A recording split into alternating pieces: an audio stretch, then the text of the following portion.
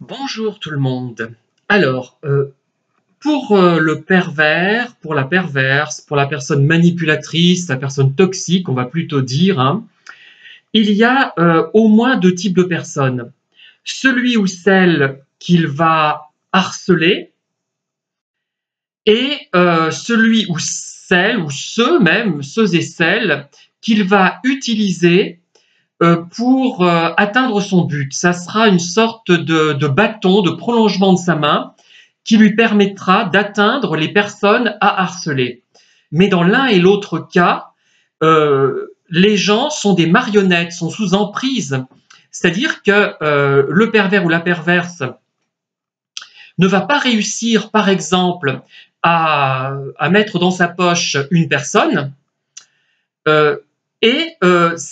ce pervers ou cette perverse va essayer de le pousser ou de la pousser à la faute et pour trouver évidemment prétexte à le harceler, à le dénigrer auprès, je sais pas, de ses collègues, de sa hiérarchie, de sa famille, des membres d'un club, de tout ce qu'on peut imaginer en fait, parce qu'il aura perçu chez cette personne des caractéristiques qui vont le mettre mal à l'aise, par exemple, une capacité à se remettre en question, une certaine joie de vivre malgré un pessimisme parfois évident, une intériorité, une grande sensibilité.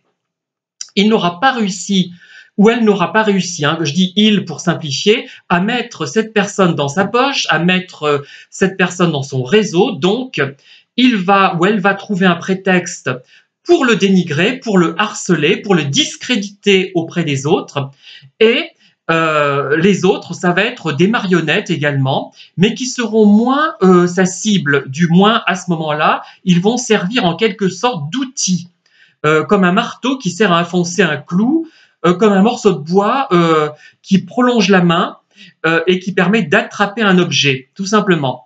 Donc il n'y aura pas plus d'estime pour ces personnes-là. Certains appellent ça un peu des singes volants.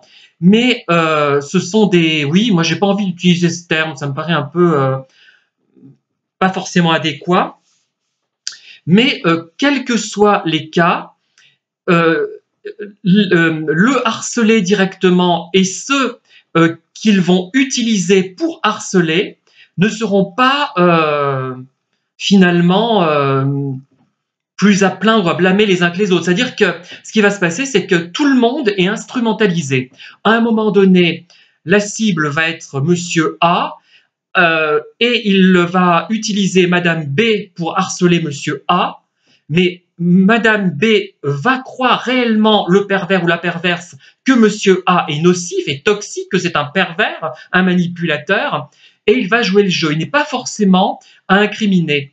Enfin, c'est un peu de naïveté. Au bout d'un moment, il faut qu'ils prennent conscience des choses.